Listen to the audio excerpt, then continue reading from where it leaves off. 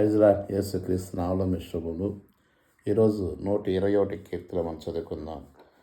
కొండల తట్టు నాకు కనులు ఎత్తుచున్నాను, నాకు సహాయం ఎక్కడ వచ్చును? యెహోవానే నాకు సహాయం కలుగును. ఆయన భూమి ఆకాశము సృష్టించిన దేవుడు, సర్వము సృష్టికర్త అయిన దేవుడు.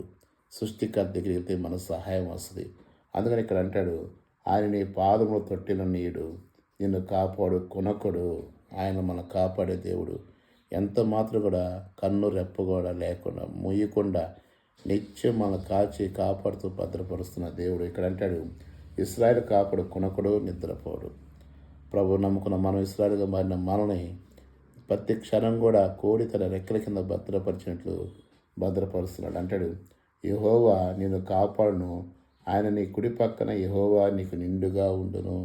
మన పక్కనే ఉంటాడు, మనతో ఉంటాడు, మనతోనే వస్తూ ఉంటాడు. ఎంత గొప్ప దేవుడు. తర్వాత అంటాడు, పగలు ఎండ దెబ్బ అయినను, రాత్రి వెన్నెల దెబ్బ అయిన నీకు తగలదు.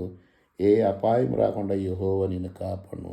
ఇది మొదలుకొని నీ నిరంతరం నీ రాకపోకల యందు దేవుడు కాదు. ఇది మొదలుకొని మనం ఎప్పుడైతే ఆకాశం వైపు ఉన్న దేవుని వైపు చూస్తామో, ఎప్పుడైతే ఆయన తట్టు తిరుగుతామో, మరి అపోస్తుల కార్యాలు 3వ అధ్యాయము అక్కడ మెట్ల దగ్గర దేవాలయం దగ్గర అడుక్కుని అతను ఉంటాడు.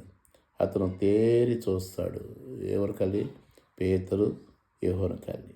మాకు కలిగినది ఇస్తామని చెప్పి ఆ కుంటివాడిని బాగు చేశాడు. ఎంత డబ్బు ఉన్న సుఖం ఉందండి. ఆరోగ్యం ఉండాలి, మనశ్శాంతి ఉండాలి, సమాధానం ఉండాలి, అన్నీ ఉండాలి. ఇవి కావాలంటే దేవుని ఎందుకు రా? దేవుడు మనం దీవించదు. ఆమేన్.